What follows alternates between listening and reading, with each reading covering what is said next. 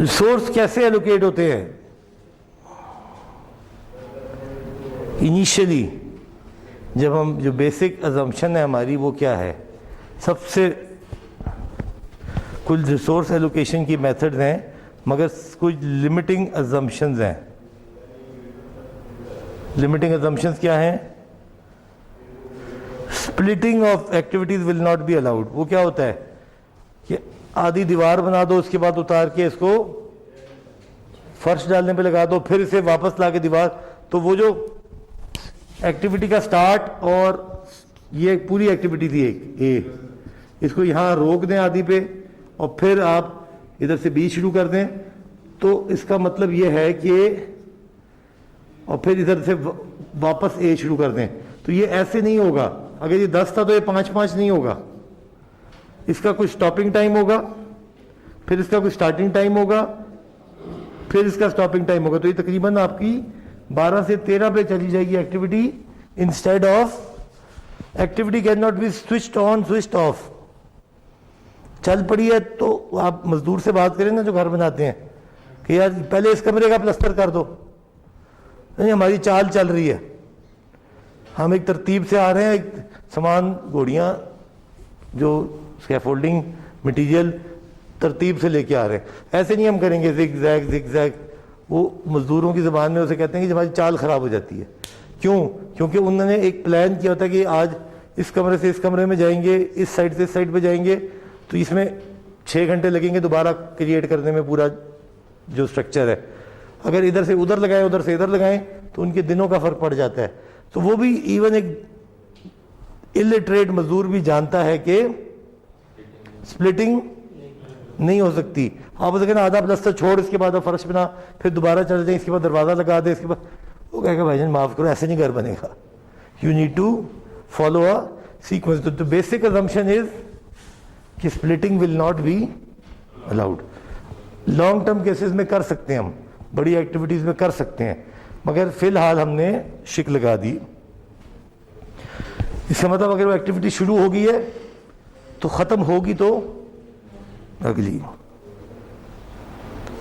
Work on continuously until it is finished. Hence an activity cannot be started, stopped for a period of time and then finished. Level of resources used for an activity cannot be changed. ये नहीं हो सकता कि यार एक ही machine से काम कर ले, यार 2 चाहिए थी, कोई बात नहीं, खैर है, आगे तो डिवाइड तो हो जाएगा, हम उसकी कैलकुलेशन नहीं चेंज कर सकते। 2 चाहिए तो 2 ही चाहिए। इन प्रैक्टिस ऐसा नहीं होता, हम ऐसा करते हैं, ओवर टाइम लगा के, रात लगा के, दिन लगा के उसी रिसोर्स से काम तेज़ निकालने की कोशिश करते हैं, मगर फिलहाल प्रोजेक्ट जो रिसोर्स मैपिंग के लिए हम ऐसा नहीं कर रहे। टाइम कंस्ट्रेंट्स प्रोजेक्ट में स्मूथिंग रिसोर्स डिमांड, जो लेवलिंग की मैं बात कर रहा था, रिसोर्स की डिमांड को आप स्मूथ कर लेते हैं और उसको क्या कहते हैं कि रिसोर्स यूटिलाइजेशन। टाइम तो लिमिटेड है, उस टाइम के अंदर बेस्ट पॉसिबल रिसोर्स यूटिलाइजेशन करनी है, वरना तो हर चीज़ डबल ट्रिपल हो जाएगी। तो levelling technique delay non critical activities by using positive slack to reduce peak demand and fill valleys of for the resources, वो जो गड़े हैं। अब इसकी एग्जांपल देखते हैं। For the purpose of demonstration the botanical garden project uses only one resource, backhoe. Backhoe क्या होता है जी? जो जिस तरह समझे हल चलाना या ज़मीन से जो पत्थर निकालने वाला हो, बैक हो, वो जो पीछे लगा के ट्रैक्टर के चलते हैं। All backhoes are interchangeable. The top bar chart shows the activities on a time scale. Dependencies are shown with the vertical connecting arrows. The horizontal arrows following activity represent activity slack. Irrigation requires 6 days to complete and has a 6 days of slack. The number of backhoes needed for each task is shown in the shaded activity. अगर आप ये देखें, ये आपकी activities है। पहले park को design किया, फिर एक पार्क बना रहे हैं आप, पहले उसको डिज़ाइन से पहले तो काम नहीं शुरू हो सकता। कोई लेआउट किया, स्कैरीफाई का मतलब पत्थर शत्तर साफ किए, फिर वॉकवेज बनाए, फिर लाइटिंग लगाई, फिर इरिगेशन, फिर फेंसिंग और फिर प्लांटिंग। इनकी आपस की तरतीब, इसके बाद ये शुरू हुआ, इसके बाद ये तीनों पैरेलल में हुए, इसके बाद एक अकेली है, उसके बाद ये तीन रिक्वायरमेंट। अब जो हमने बात की थी कि ये तीन की रिक्वायरमेंट हम चैलेंज नहीं करेंगे कि तीन क्यों है, दो कर लो, दो, ये नहीं, ये तो अजम्पशन है। और अब इसको अगर हम रिसोर्स को मैप करें जैसे कि हमने वहाँ किया था, तो ये इस तरह की कोई रिक्वायरमेंट यहाँ कितनी है, दो, ये दो, यहाँ कितनी है, दो तीन चार, दो तीन चार, तो ये आपका एक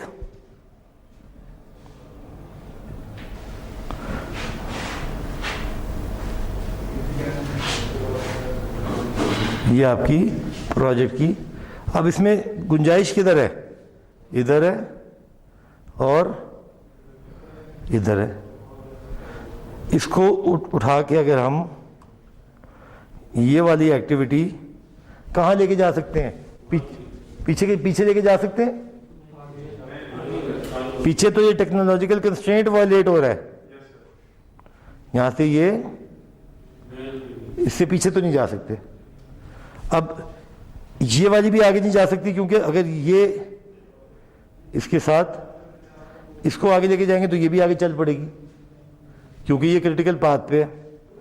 ये जो एक्टिविटीज हैं 2 और 1 वाली, ये इसके पास गुंजाइश है, ये वाली, और इसके पास भी गुंजाइश है, ये वाली, क्योंकि ये स्लैग को रिप्रेजेंट कर रहे हैं, पॉजिटिव स्लैग को रिप्रेजेंट कर रहे हैं। तो क्या कर सकते हैं, या इसको आगे ले जाएं या इसको आगे ले जाएं। तो क्या हुआ, वही हुआ कि दो यहां छोड़ दिए, ये वैसे गलत नहीं कर दिया इसने, खैर 1 + 1 छोड़ना चाहिए था, और इधर से 2 आगे ले गया। अभी देखते हैं इसने क्या किया जी।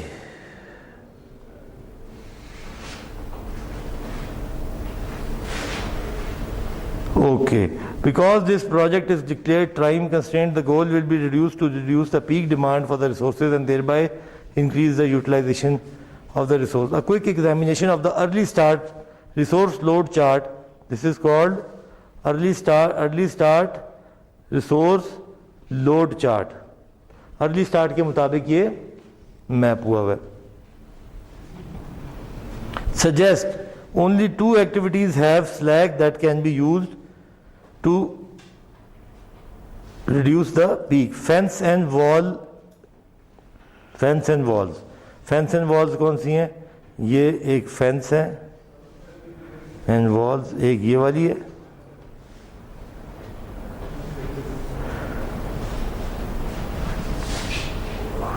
Fence and walls provide the best choice. Another choice could be irrigation, but this would result in up and down in the resource. Irrigation क्या है, ये वाली,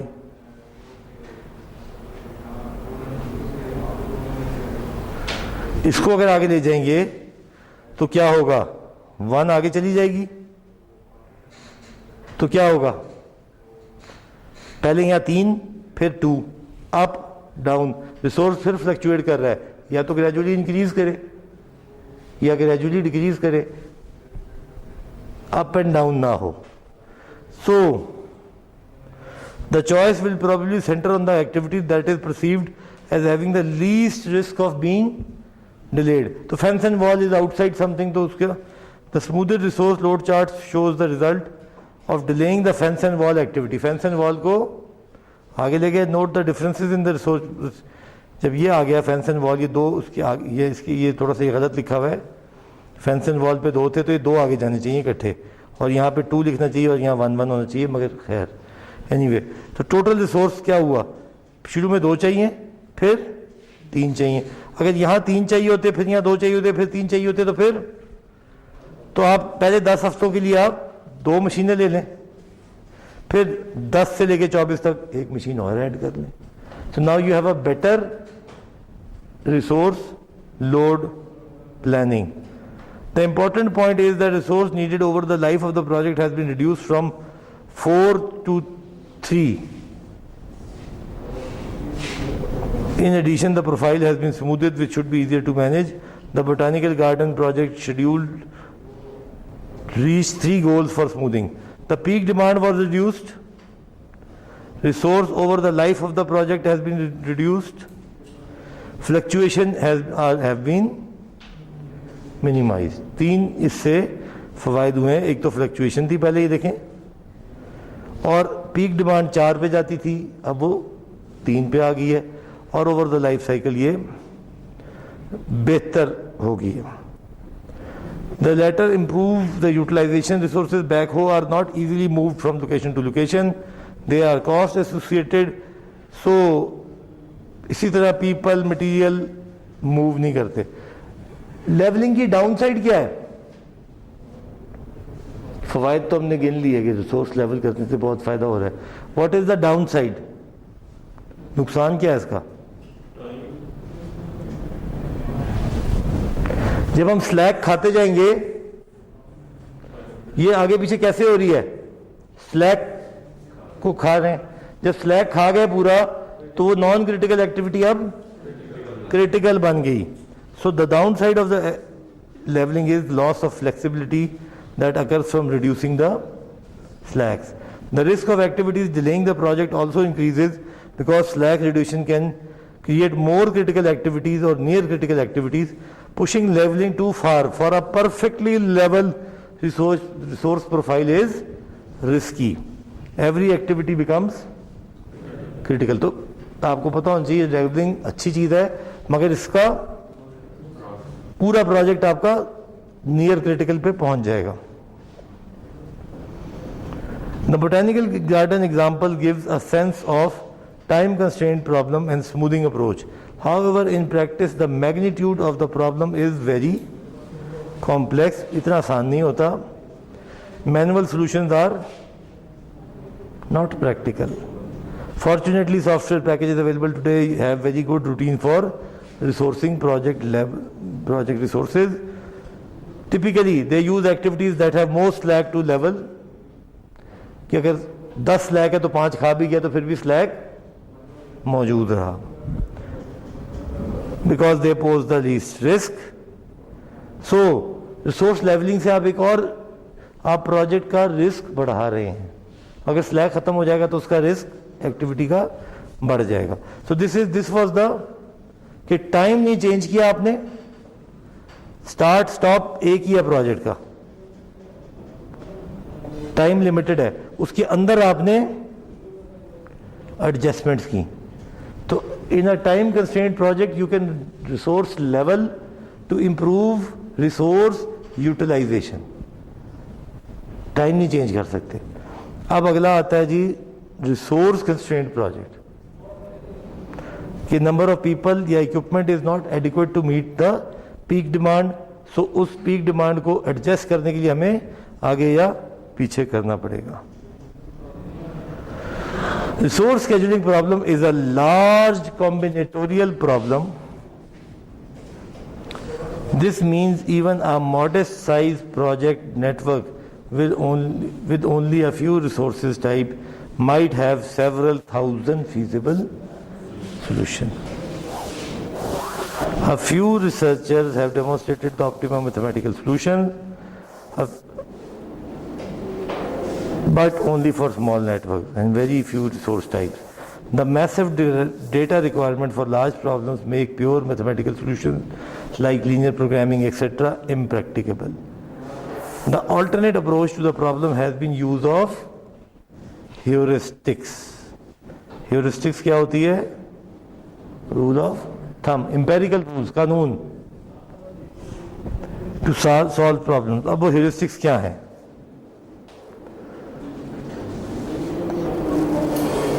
Heuristics allocate resources to activities to minimize project delays. That is, heuristic prioritize which activities are allocated and which activities are delayed when resources are not adequate. जो parallel method is one of the most widely used approaches to apply heuristics. Okay. The parallel method is an iterative process that starts from beginning of the project time, and when resources needed exceeds, retain activities first by some priority rules. अब rules क्या हैं? पहले अब हमने ना activities allocate करनी है over a time map ABCD based on technological constraints. अब सबसे पहले किस एक्टिविटी को एलोकेट करेंगे जिसका स्लैक सबसे कम है, क्रिटिकल है जो. फिर किसको करेंगे अगर दो हैं, अगर दो टाई पड़ गई, दोनों का स्लैक 2-2 है या दोनों का 0 है, तो फिर करेंगे जिसकी ड्यूरेशन सबसे छोटी है, जिसमें टाइम कम लेता है. अगर टाइम भी बराबर निकल आया तो फिर जिस एक्टिविटी का नंबर पहले आ रहा है उसको लगा देंगे. इतनी सादी सी 3 बातें हैं, अगर हम याद यहां लिख लें. मिनिमम स्लैक, मिनिमम ड्यूरेशन और स्मॉलेस्ट नंबर, इसी तरतीब में चलेंगी पहले. अब एप्लीकेशन इसी तरतीब में होगी.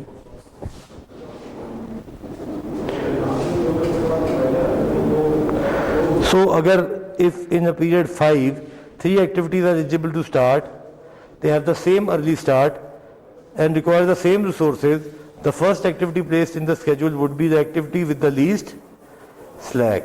If all activities have the same slack, the next rule would be invoked, that is with the smallest duration. In very rare cases, when all eligible activities have the same slack and the same duration, the tie is broken by the lowest activity identification number. तरतीब से ये rule लगाने हैं.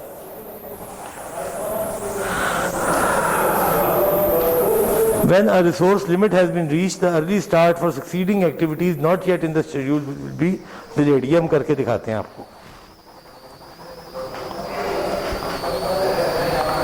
Okay.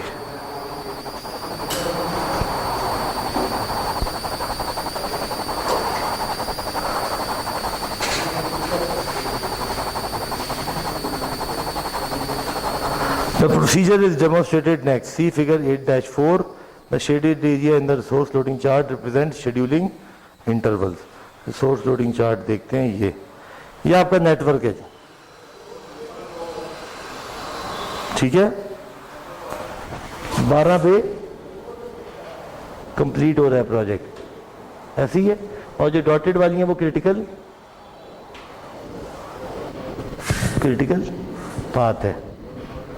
सादा network, ये तो याद है ना अपना, ये समझ में आती है बात. अब आप इस एक रिसोर्स लोड चार्ट सबसे आसान है कि अभी हम पहले इसको समझने के लिए इतना पोर्शन अपने पास टेबल बना लेते हैं.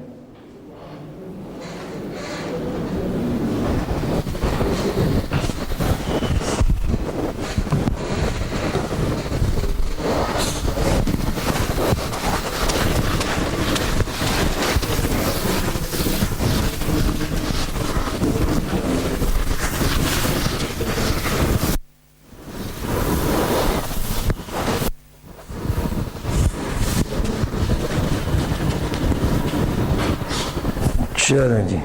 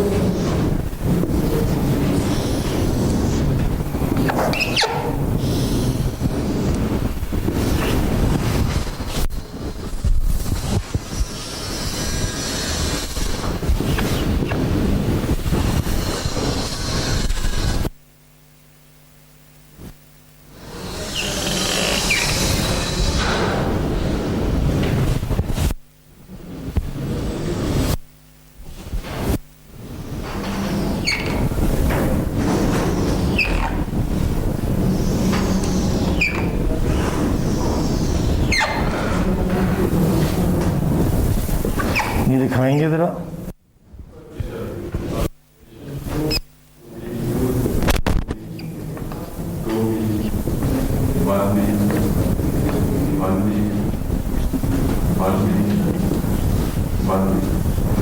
T is programmer.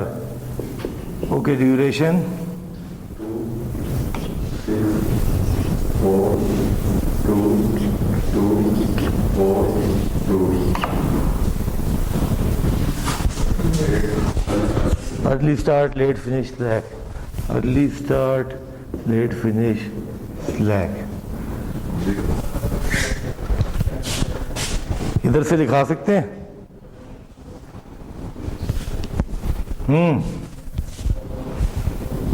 वन का अर्ली स्टार्ट क्या है, लेट फिनिश क्या है, स्लैक कितना है, 2 का 8, स्लैक्स कितना है,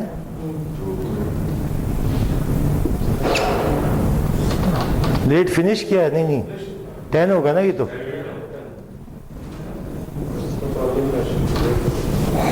3 का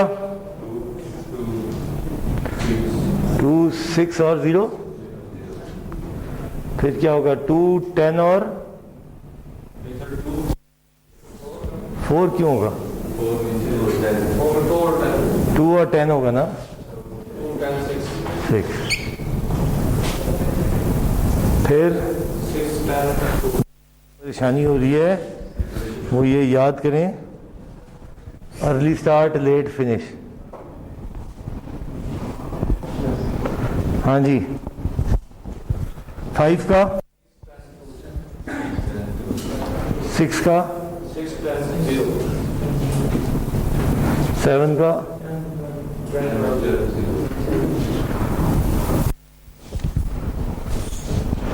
क्या ये हमारा ठीक है?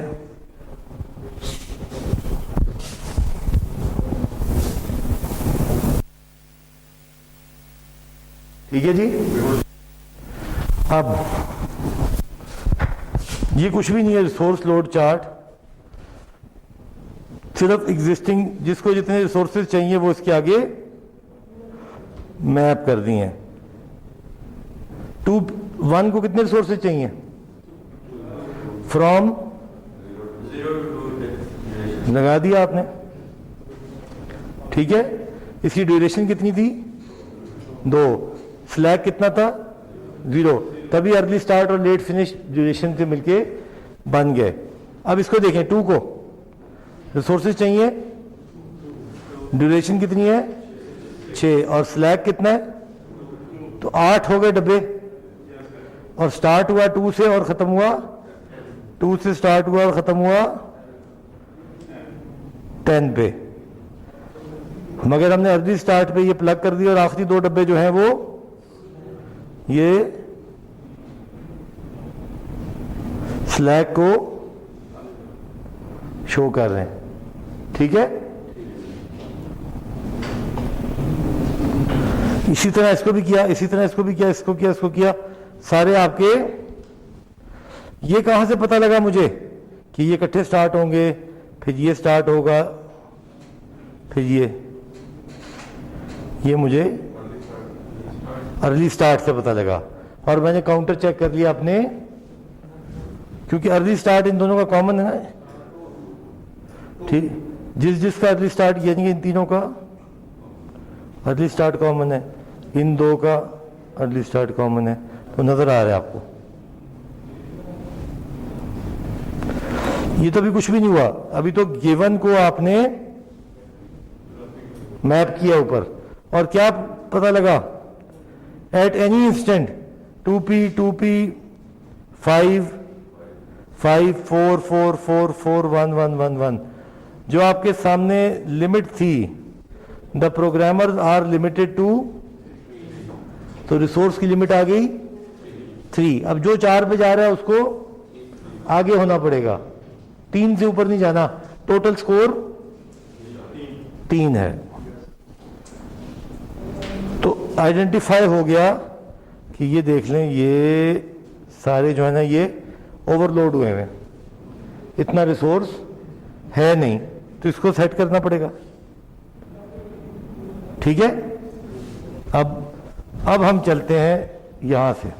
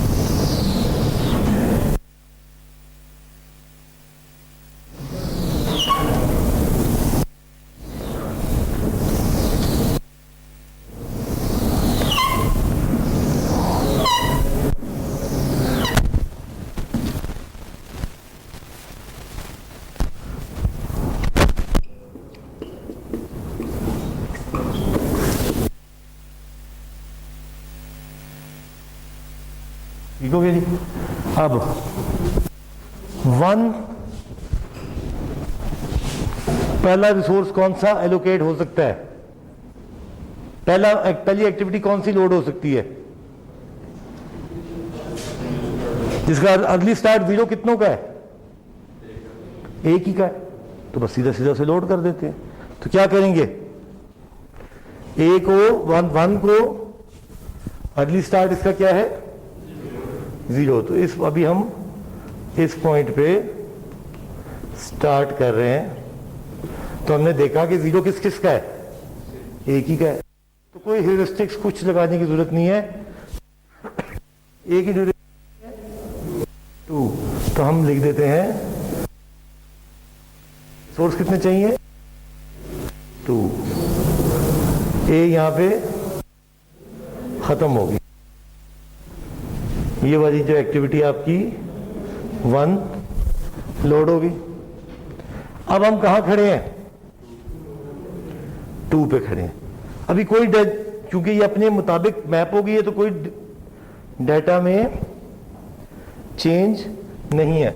हम यहां एक लॉग बना लेते हैं जिसमें हम लिखते हैं 1, यहां लिखते हैं ड्यूरेशन 0 to 2 लोड एक्टिविटी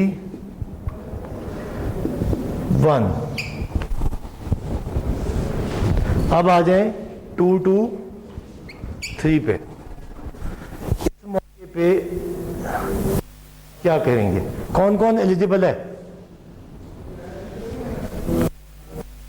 1 2 3